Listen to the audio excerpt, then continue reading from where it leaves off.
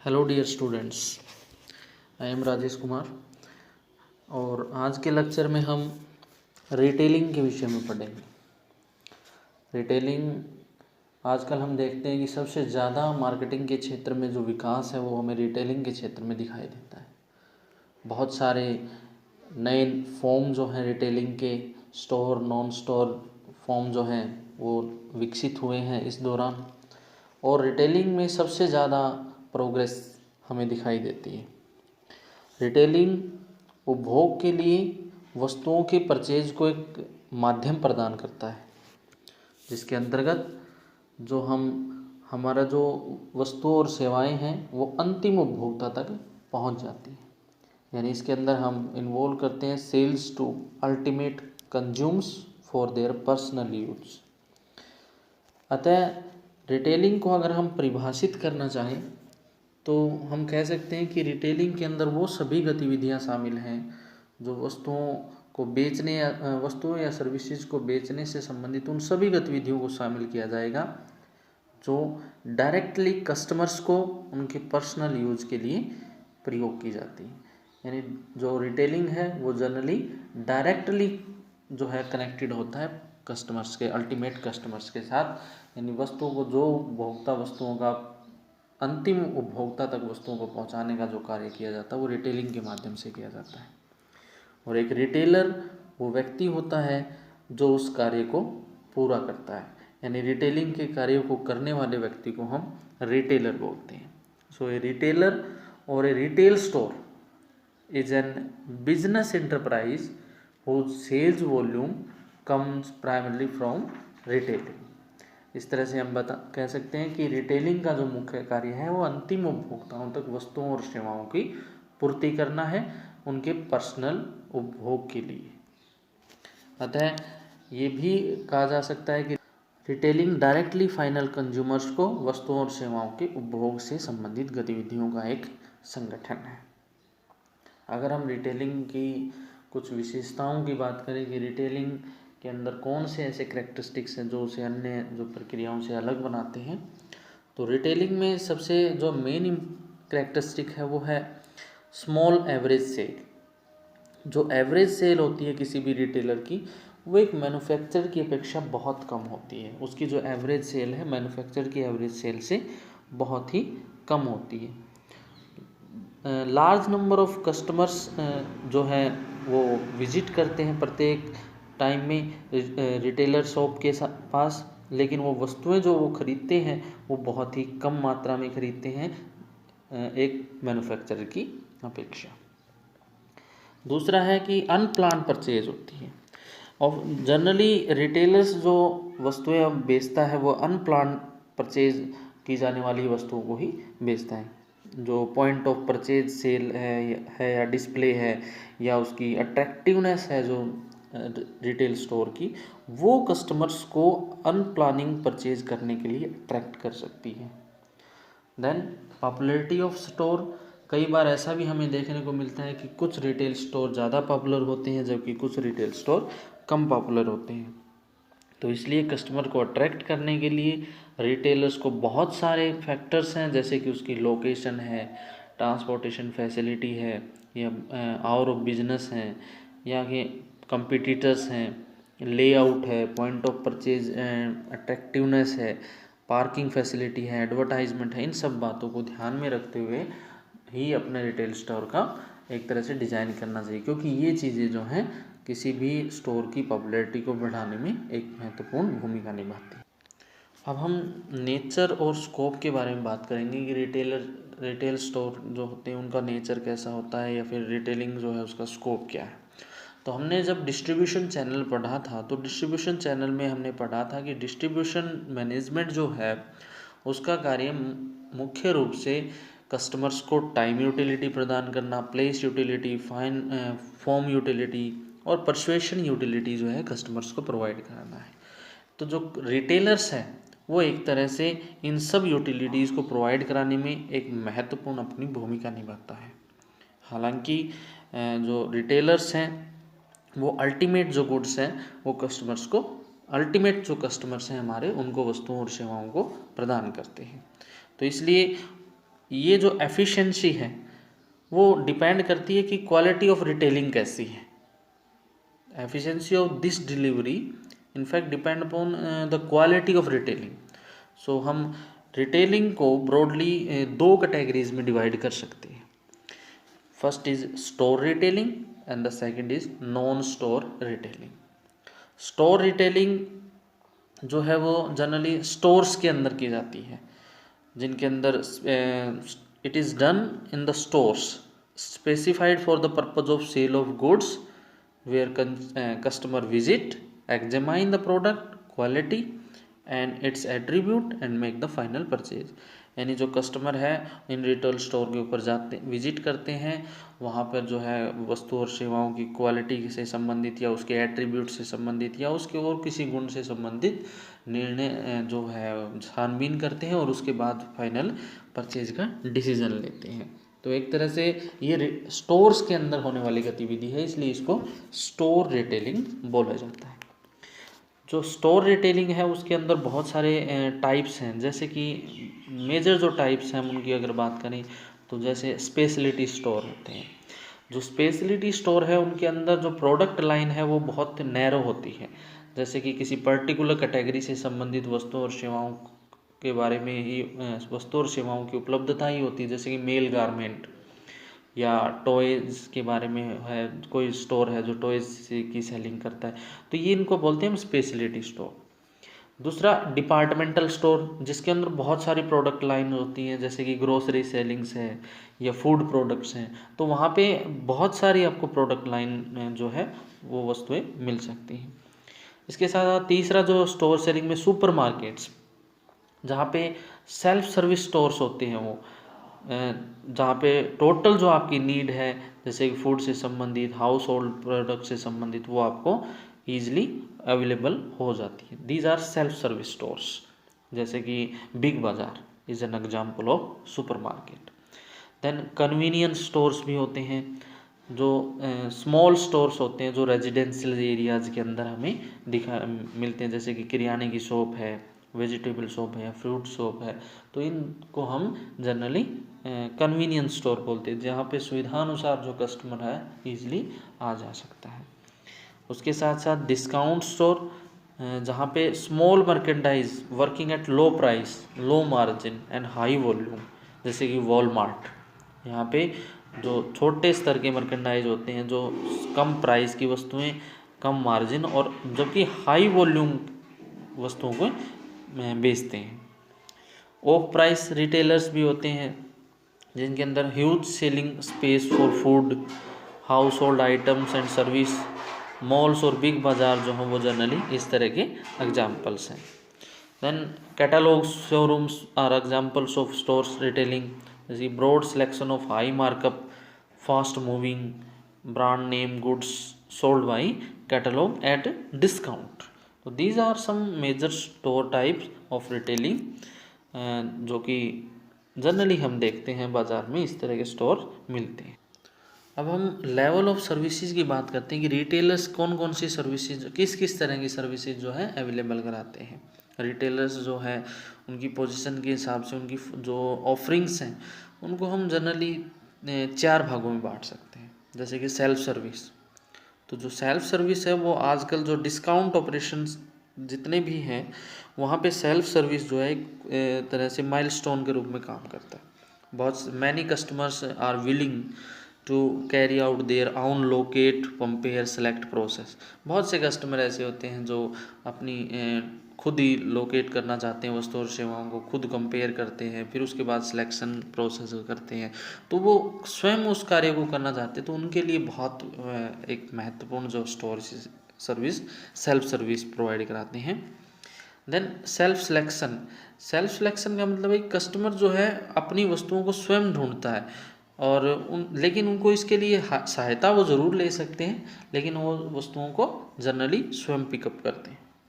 Limited services, जहाँ पे ये कह रहे कि रिटेलर्स जो है शॉपिंग गुड्स के अंदर ज़्यादा डील करता है, सर्विसेज प्रोवाइड कराता है, जैसे कि credit and merchandise return privilege provide कराता है। कस्टमर्स को इसके विषय में ज़्यादा इन्फॉर्मेशन और सहायता की आवश्यकता होती है। इसके साथ साथ फुल सर्विस भी, जहाँ पे जो हमारी प्रोसेस है लोकेट, कंपेयर, सेलेक्ट, इन सब कार्यों को भी जहाँ पे फुल्ली जो है रिटेलर्स के द्वारा प्रोवाइड की जाती हैं, तो उन स्टोर्स को हम फुल्ली सर्विस रिटेल स्टोर भी कह सकते हैं। दूसरा हम जो मैथ टाइप पढ़ रहे हैं, first is retail stores, store retailing. The second is non store retailing. तो नॉन स्टोर रिटेलिंग जो स्टोर्स के अंदर नहीं होती, विदाउट स्टोर्स के ही इसमें रिटेलिंग का कार्य किया जाता है। तो इसके अंतर्गत हम कई तरह के रिटेलिंग शामिल करते हैं, जैसे कि डायरेक्ट सेलिंग। डायरेक्ट सेलिंग में हम इसको मल्टी लेवल सेलिंग बोल सकते हैं, नेटवर्किंग मार्केटिंग बोल सकते हैं, जहाँ पे जो कंपनियां हैं डायरेक्टली जो है अपने कस्टमर्स को प्रोडक्ट बेचती हैं, चाहे वो इंटरनेट के माध्यम से है, चाहे किसी और अन्य माध्यम से है, लेकिन स्टोर रिटेलिंग नहीं है ये एक तरह से। जैसे कि बहुत सारे एमवे है, एमवे कंपनी जो है डायरेक्टली अपने कस्टमर्स को प्रोडक्ट बेचती है बिना किसी स्टोर रिटेलिंग के। इसी तरह दूसरा है डायरेक्ट मार्केटिंग। तो डायरेक्ट मार्केटिंग के अंदर हम शामिल करते हैं टेली मार्केटिंग को, इंटरनेट सेलिंग को, जिसके अंदर कैटलॉग मार्केटिंग जैसे कि Amazon.com के माध्यम से है, या indiatimes.com के माध्यम से, या टेली शॉपिंग नेटवर्क के माध्यम से। Then automatic vending is use to sell product like milk, beverages, magazines, और जैसे कि ATMs, तो वहाँ पे भी हम जनरली ये ऑटोमेटिक वेंडिंग मशीन्स होती हैं। Fourth is buying service. Buying service is a storeless retailers service, a specific client usually employ for a large organization who are entitled to buy from a list of retailers that have agreed to give discount in return for your membership. Then fifth is telemarketing. Telemarketing मतलब telephone पर selling के माध्यम, sometime called telephone selling. तो telemarketing refers to sales person initiating contact with the prospective customers, customer के साथ जो है। सो telemarketing the customer, जो सेलर्स है वो, या ये कहें कि सेल्स पर्सन है, वो कॉन्टैक्ट करता है कस्टमर्स के साथ टेलीफोन के माध्यम से, ऑर्डर रिसीव करता है and then fulfil his demand by giving the product to the right place and right persons. And the last one is online retailing. Online retailing जो है वो आज के क्षेत्र में बहुत ही महत्वपूर्ण एक रिटेलिंग का हिस्सा है, क्योंकि रिटेलिंग जो है ऑनलाइन के माध्यम से कस्टमर्स और ऑर्गेनाइजेशन दोनों के लिए सुविधाजनक है। कंप्यूटर्स के माध्यम से या ईमेल के माध्यम से, इंटरनेट के माध्यम से ऑनलाइन सेलिंग जो है की जा सकती है। जैसे वॉलमार्ट है, या Amazon.com है, या और भी बहुत सारी साइट है जहाँ पे कस्टमर ईजिली अपने प्रोडक्ट को यूज़ कर सकता है। उसके साथ साथ प्रोडक्ट जो है उनकी वैरायटीज़ को चेक कर सकता है, क्वालिटीज़ को चेक कर सकता है, और कस्टमर जो है ईजिली ऑर्डर कर सकता है, प्रोसेस कर सकता है। अब हम इम्पोर्टेंस और फंक्शंस के बारे में बात करते हैं रिटेलिंग की। तो all middle man basically serve as purchasing agent for the customer. जितने मिडल मैन होते हैं, रिटेलर्स हैं, होलसेलर्स हैं, या फिर किसी भी तरह का एजेंट्स हैं, तो वो एजेंट के रूप में काम करते हैं। And as sales specialist for their suppliers, और अपने सप्लायर के लिए एक तरह से सेल्स स्पेशलिस्ट के रूप में काम करते हैं। सो इसीलिए to carry out these sales retailers perform many activities और functions. The first function is retailing. Retailers anticipate customers want, यानी कस्टमर के जो डिमांड है उसके बारे में पता लगाता है कि कस्टमर क्या चाहता है, किस समय पर चाहता है, और किस प्राइस की वस्तुएं जो है कस्टमर चाहता है। Then they develop assortment of product, उन सब प्रोडक्ट की अशॉर्टमेंट को तैयार करता है। अशॉर्टमेंट का मतलब ऑल प्रोडक्ट्स, जितने भी प्रोडक्ट्स हमारे पास कस्टमर चाहता है उन प्रोडक्ट्स का एक बंडल तैयार करना। उसके बाद they acquire market information, market की इन्फॉर्मेशन, क्योंकि डायरेक्टली संपर्क में इसलिए डायरेक्टली कस्टमर के इन्फॉर्मेशन भी प्रोवाइड कराता है। And also financing services for manufacture, manufacture के लिए फाइनेंसिंग सर्विसेज भी अवेलेबल करवाता है। Retailers are also the source of employment. बहुत से लोगों को एम्प्लॉयमेंट देने का काम जो है रिटेलिंग के माध्यम से किया जाता है। तो एक तरह से एम्प्लॉयमेंट जनरेशन का काम भी रिटेलिंग के द्वारा किया जा सकता है। इसके साथ साथ जो वस्तुओं की ट्रांसपोर्टेशन है, स्टोरिंग है या प्रमोशन है, उन सब फैसिलिटीज़ को भी रिटेलर के द्वारा की जाती हैं। एंड जो मीडिएटर के रूप में काम करता है, रिटेलर एक मीडिएटर के रूप में काम करता है कस्टमर और मैन्युफैक्चरर दोनों के मध्य में। इसके साथ साथ जो रिटेलर है मैन्युफैक्चरर को कस्टमर तक पहुंचने में सहायता करता है, उसकी जो कॉस्ट है उसको कम करता है, और इसके साथ साथ जो सेल्स है उसको इंक्रीज़ करने की, उसकी मूव जो है उसको इंक्रीज़ करने में भी हेल्पफुल होता है। तो कस्टमर ये जो बहुत सारी इम्पोर्टेंट जो कार्य करता है जिससे कि कस्टमर्स को और मैन्युफैक्चरर दोनों को बहुत ही लाभदायक सिद्ध होते हैं। अब हम रिटेलर्स मैनेजमेंट स्ट्रेटजी के विषय में बात करते हैं, क्योंकि रिटेलर जो अपने सर्वाइवल और सक्सेस के लिए रिटेलर्स जो है वो directly ultimate customers, final customers के साथ इंटरेक्ट होते हैं। तो इसलिए उनको एक प्लानिंग, स्ट्रेटजी प्लानिंग की आवश्यकता बहुत ज़्यादा ज़रूरी है अपनी सक्सेस और सर्वाइवल के लिए। जो मेन ऑफरिंग है प्रोडक्ट्स की वो फाइनल कस्टमर्स के लिए होती है किसी भी रिटेलर्स की, जबकि कस्टमर्स जो है उनकी डिमांड जो होती है वो डिफरेंट होती है, क्योंकि उनकी नीड डिफरेंट होती है। तो इसलिए उनको बहुत सारी ऐसी खास बातें हैं जिनको रिटेलर्स को ध्यान में रखना होता है, जिसके अंदर कन्वीनियंस शामिल है, जिसके अंदर प्रोडक्ट का सिलेक्शन है, स्पेसिफिक सर्विसेज हैं, फेयरनेस इन डीलिंग्स है, जैसे कि honesty, correcting problems, return privilege, purchase risk are also involve in fairness in dealing. Helpful information भी बहुत सारी प्रोवाइड करानी होती है, जिसके अंदर डिस्प्ले शामिल है, डिमॉन्स्ट्रेशन है, प्रोडक्ट की इन्फॉर्मेशन है, प्राइस से संबंधित भी बहुत निर्णय लेने होते हैं, जैसे कि वैल्यू है, क्रेडिट है, स्पेशल डिस्काउंट क्या दी होगी, टैक्सेज क्या हैं, या फिर एक्स्ट्रा चार्जेज क्या होंगे। सोशल इमेज भी अपनी बनानी होती है, जैसे प्रेस्टीज या फिर दूसरे जो स्टेटस जो है उसको भी इम्प्रूव करने के लिए स्ट्रेटजी की आवश्यकता होती है। या शॉपिंग का जो एटमॉस्फेयर हो उसको भी बनाने की आवश्यकता होती है, जैसे कंफर्ट, कस्टमर को कंफर्ट भी हो, सेफ्टी भी हो, एक्साइटमेंट हो, रिलैक्सेशन हो, या जो इन चीज़ों को ध्यान में रखना होता है। तो इसलिए जब भी किसी भी रिटेलर के द्वारा स्ट्रेटजी डेवलप की जाती है तो इन सब फैक्टर्स को ध्यान में रखते हुए अपनी पॉलिसीज़ को सेट करना चाहिए। इसके साथ साथ ये जो फैक्टर्स हैं, इन फैक्टर को प्रभावित करने वाले जितने भी एलिमेंट्स हैं उन सब को कंसिडर किया जाना चाहिए। So each of them can impact the customers view of cost and benefit, क्योंकि ये जो इतने भी पॉइंट्स हैं ये सब कस्टमर्स के पॉइंट ऑफ व्यूज़ को बहुत ज़्यादा प्रभावित करते हैं, उनके बेनिफिट्स को प्रभावित। इसलिए किसी भी कस्टमर्स को चूज करते टाइम अपनी पॉलिसीज़ को इन सब चीज़ों को ध्यान में रखना चाहिए।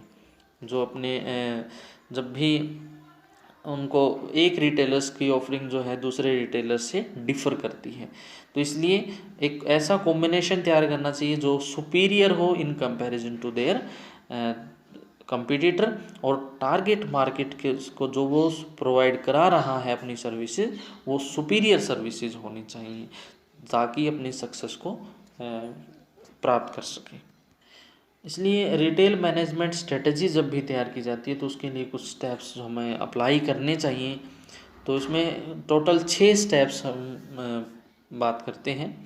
सबसे पहले तो कि हमारा जो गुड्स और सर्विसेज की कैटेगरी है, या जो हमारा स्पेशल ओरिएंटेशन है, जैसे कि फुल सर्विस हमारा स्पेशल ओरिएंटेशन है, तो जो सर्विस और गुड्स और सर्विसेज की नेचर ऑफ बिजनेस को डिफाइन करना बहुत ज़रूरी है कि हम किस तरह की वस्तुओं और सेवाओं के साथ डील कर रहे हैं। दूसरा, शॉर्ट टर्म और लॉन्ग टर्म ऑब्जेक्टिव्स हमेशा सेल्स और profit, market share, image etcetera के बारे में डिसाइड करना चाहिए। Third is decide the customers market to which to appeal on the basis of its characteristics. किस कस्टमर मार्केट को आप अपील करने वाले हैं, इसकी करेक्टरिस्टिक्स के बारे में जानना चाहिए, जैसे कि इनकम है या एज है, उस आधार पर आपको प्रोडक्ट जो है ब्रांड प्रेफरेंसेस जो है स्थापित की जा सकती है। Then decide the direction of for the firm and its employees and devise an overall long run plan. Then fifth is implement an integral strategy that combine factors like store location, product assortment, pricing, promotion, display. इन सब चीज़ों को implement करने के इंटीजल strategy बनानी चाहिए. Then last one is regularly evaluate performance and correct weakness or problem as they arise. तो जैसे ही हमारी कोई समस्या उत्पन्न होती है तो उसको भी ठीक करने के लिए बार बार जो है उसको इवेलुएट करते रहना चाहिए. इस तरह से हम जो है कोई भी रिटेलर जो अपनी इस तरह की स्ट्रेटजी बनाकर अपने बिजनेस को सक्सेसफुली रन कर सकता है. आज का जो रिटेल मैनेजमेंट रिटेल इन्वायरमेंट है वो बहुत ही कॉम्प्लेक्स इन्वायरमेंट है. तो इसलिए किसी भी रिटेलर्स या रिटेल फर्म के लिए ये बहुत ज़रूरी हो जाता है कि उसके जो स्ट्रेटजिक इश्यूज हैं उन सबको डिसीजन लेते टाइम उनको ध्यान में रखें, जिसके अंदर हम बहुत सारे इश्यूज को शामिल करते हैं. जो पहला डिसीजन है वो है लोकेशन डिसीजन. तो जो रिटेलिंग है उसके अंदर हम गुड्स और सर्विसेज को अल्टीमेट फाइनल कस्टमर्स तक उनकी सर्विसेज को पहुंचाने की प्रक्रिया शामिल करते हैं. तो इस पर्पज़ के लिए, जबकि जो होल सेलिंग है it involve selling to individual और organisation for their business use. जो रिटेलिंग के अंदर हम पर्सनल यूज़ के लिए वस्तुओं और सेवाओं को सब प्रोवाइड कराते हैं, जबकि होल सेलिंग में बिजनेस पर्पज़ के लिए प्रोवाइड कराते हैं. तो इसलिए जो मुख्य जो स्ट्रेटेजिक डिसीजन है वो लोकेशन से संबंधित है, क्योंकि the intensity of the competition in this sector is very much high. क्योंकि इस सेक्टर के अंदर जो कंपटीशन की जो इंटेंसिटी है वो बहुत ज़्यादा है और जो कस्टमर्स को बहुत ज़्यादा प्रभावित करती है. प्रत्येक कस्टमर अपनी वस्तुओं अपनी जो खरीदारी करता है उस समय वह यह डिसीजन जरूर लेता है, वो मैक्सिमम प्राप्त करने की कोशिश करता है मिनिमम पे करके. तो इसीलिए जो किसी भी रिटेलर को जब स्ट्रेटजी तैयार करता है तो उसको उसके लोकेशन की एनालिसिस करना बहुत ज़रूरी है. जब भी लोकेशन की एनालिसिस कर रहा है तो उसको उसके डेमोग्राफिक और साइकोग्राफिक प्रोफाइल जो है पॉपुलेशन की, उसके बारे में जानकारी होना ज़रूरी है. उसके साथ साथ जो अवेलेबल साइज है मार्केट का या मार्केट एरिया जो है उसका जो टारगेट एरिया जो कस्टमर्स हैं उनका जो साइज़ है वो भी ध्यान में होना ज़रूरी है. इसके साथ साथ जो कंपटीशन का जो थ्रेट्स है वहाँ पे उपलब्ध है उसके बारे में जानकारी प्राप्त करना ज़रूरी है. इसके साथ साथ जो पोजीशनिंग है कंपटीशन की टारगेट मार्केट में वो भी ज़रूरी है. इसके साथ साथ जो बिजनेस क्लाइमेट है उस एरिया के अंदर जहाँ पर वो टारगेट मार्केट उसकी है वह उन सब लोकेशंस को ध्यान में रखते हुए अपनी स्ट्रेटजी बनानी चाहिए. दूसरा है टारगेट मार्केट सिलेक्शन. जो टारगेट मार्केट का डिसीजन है वो डिपेंड करता है डेमोग्राफिक और साइकोग्राफिक पैरामीटर्स पर. जैसे बहुत सारे जो हमारे जो रिटेलर्स हैं उनका जो पॉपुलेशन जिस टारगेट को वो कर रहे हैं, रिच एरिया है या फिर हायर इनकम ग्रुप कंज्यूमर्स हैं, किस तरह के इनकम ग्रुप कंज्यूमर्स को हम अपना टारगेट मार्केट चूज कर रहे हैं. जैसे कि बिग बाज़ार है, target the price sensitive economy minded customers in urban India and Shoppers Stop the high ended of the social economic category of Indian buyers who have an international orientation. So इसलिए target market selection will be then affect a store location decision. जो आपका target market decision है वो आपके store location decision को भी प्रभावित करता है. इसलिए टारगेट मार्केट का जो सिलेक्शन है बहुत ही सूझबूझ के साथ करना चाहिए. इसके साथ साथ टारगेट मार्केट के साथ ही आपका प्रोडक्ट की assortment, procurement, price service and communication वो भी इसी के साथ जुड़ी हुई हैं. जब तक आपका टारगेट मार्केट सिलेक्शन सही नहीं होगा बाकी अन्य जो फैक्टर्स हैं वो भी इफेक्टिवली हम नहीं उनके बारे में डिसीजन ले सकते. Third is product assortment and differentiation. तो रिटेलर को ये डिसाइड करना होता है कि उनकी प्रोडक्ट की असॉर्टमेंट क्या होगी. वो उसको डिसाइड करते टाइम उसको तो अपने टारगेट मार्केट को ध्यान में रखना होता है, क्योंकि उसके टारगेट मार्केट की जो रिक्वायरमेंट है उसी हिसाब से हमें उसकी असॉर्टमेंट को भी डिसीजन लेना होता है. तो retailers has to decide the product assortment breadth, जिसके अंदर हम नंबर ऑफ कैटेगरीज या प्रोडक्ट लाइन को सिलेक्ट करते हैं, ब्रेड्थ के अंदर, डेप्थ के अंदर हम उसके वेरिएंट्स या फिर आइटम्स जो हैं प्रत्येक कैटेगरी में वो कितने होने चाहिए उसको डिसाइड करते हैं। तो इस आधार पर हम जो प्रोडक्ट असॉर्टमेंट जो ब्रेड्थ है वो नैरो भी हो सकती है, ब्रॉड भी हो सकती है, इसलिए इन सब चीज़ों का डिसीजन जो है वो फुल्ली टारगेट कस्टमर को ध्यान में रखते हुए लेना चाहिए। Then is procurement. जब भी हम प्रोडक्ट असॉर्टमेंट को डिसाइड कर लेते हैं, डिफरेंशिएशन स्ट्रेटजी को डिसाइड करते हैं, तो रिटेलर्स को अपने सोर्सेज पॉलिसीज और जो है प्रोक्योरमेंट से संबंधित उनको भी इस्टेब्लिश करना बहुत ज़रूरी है। Retailers need to improve their skills in demand forecasting. यानी डिमांड फोरकास्टिंग के अंदर मर्केंडाइज सिलेक्शन की, स्टॉक कंट्रोल की, या स्पेस एलोकेशन या डिस्प्ले के बारे में भी निर्णय लेना होता है, ताकि वो अपनी स्किल जो लगातार इम्प्रूव कर सके, कस्टमर को ज़्यादा से ज़्यादा अट्रैक्ट कर सके। जनरली जो है आजकल इन्वेंट्री कंट्रोल के लिए कंप्यूटर्स का यूज़ किया जाने लगा, तो ये एक तरह से नया इन्वेंशन है जिसके माध्यम से ज़्यादा प्रोक्योरमेंट की सुविधा को ईजी तरीके से सोल्व कर सकते हैं। देन प्राइसेज, जो इसके साथ साथ जो स्ट्रेटेजिक डिसीजन है प्राइसेज से संबंधित, pertaining to positioning of the product is to take price decision. So price must be decided in relation to target market, product assortment and competition. इन तीन चीज़ों को ध्यान में रखना चाहिए, टारगेट मार्केट, प्रोडक्ट असॉर्टमेंट और competition. All retailers want high volume and high gross margin, but it is not so in most cases.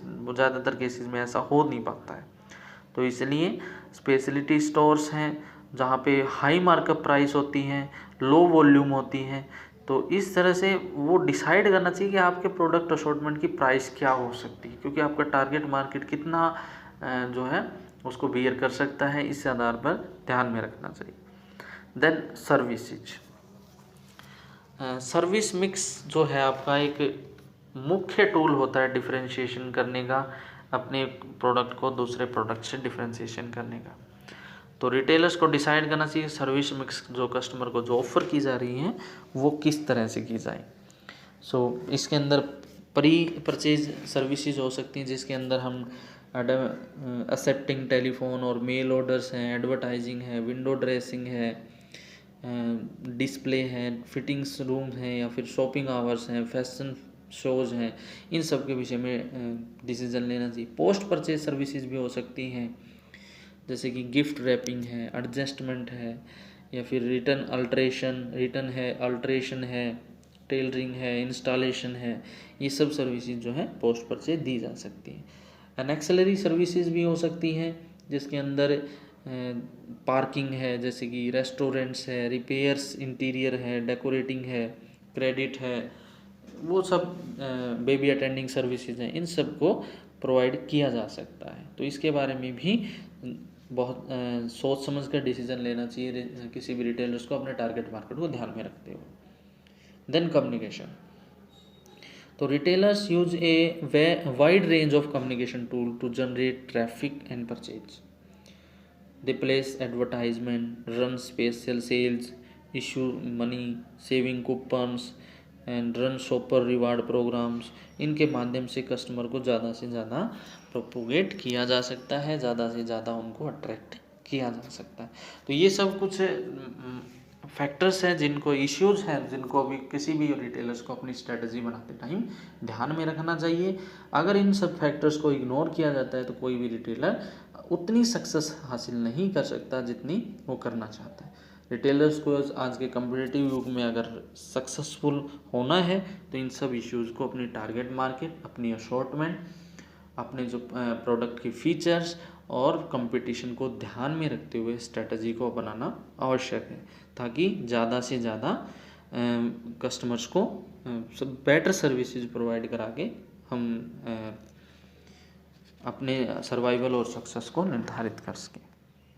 इसके साथ साथ भारत के अंदर जो रिटेलिंग है, वो रिटेलिंग का भारत के अंदर बहुत अधिक स्कोप है। जैसे कि मॉल की बात करें अगर हम इंडिया के अंदर जो जनरली, तो Indian customers have seen a significant growth in number of modern days shopping centres हैं पॉपुलरली, जिनको हम मॉल के नाम से जानते हैं। जनरली ये 3-4 वर्षों से ज़्यादा पॉपुलर हुए हैं। So there is an increase demand for quality retail space from a varied segment of large format retailers and brands which include food and appeals chain, customer durable, multiplex operators। तो जो shopping centres हैं, development has attracted real estate developers and corporate houses across in India. अगर हम growth drivers की बात करें India में जो रिटेलिंग की है, तो उसमें द ग्रोथ फैक्टर जो हैं वो इंडियन इकोनॉमी के अंदर वो हैं, एक तो पर कैपिटा इनकम का इंक्रीज होना, जिससे कि लिविंग जो स्टैंडर्ड्स है लोगों का वो इंक्रीज हुआ है, जिससे जो डिमांड है हाई क्वालिटी गुड्स की at a place where they can get all types of services, malls जो है उनकी डिमांड ज़्यादा हुई। बहुत सारे जो सोर्स ऑफ फाइनेंसिंग है वो बहुत ज़्यादा बढ़ गए हैं, इस वजह से भी इस तरह की मॉल्स की डिमांड ज़्यादा हुई है। या फिर ये कहें कि इंफ्रास्ट्रक्चर जो है रिटेल सेक्टर का वो भी उसमें भी रैपिडली चेंज आए हैं, जिसकी वजह से मॉल्स की डिमांड बढ़ी है। जो हम फ्यूचर ट्रेंड्स की बात करें इंडिया के अंदर, तो retail sector of Indian economy ये कहता है कि 10% से टोटल जो रिटेलिंग सेक्टर है वो 10% से बढ़ रहा है आफ्टर 2010 से 10% की ग्रोथ रेट के साथ इंडियन जो इकोनॉमी है वो उसमें रिटेल सेक्टर जो है वो लगातार बढ़ रहा है। तो इसका मतलब हम ये कह सकते हैं कि रिटेल सेक्टर का जो भविष्य है वो भारत के अंदर बहुत ही स्वर्णिम है। और उसके साथ साथ जो नए नए विकल्प हैं जैसे कि मॉल है, सुपरमार्केट है, बिग बाज़ार है, इन सब की भारत के अंदर लगातार डिमांड बढ़ रही है, लगातार इनका ट्रेंड बढ़ रहा है। तो ये एक बहुत ही अच्छा क्षेत्र के रूप में साबित हो सकता है इंडियन रिटेलिंग के लिए। Thank you very much. This is all about retailing and its complicated issues, its strategic issues and its types.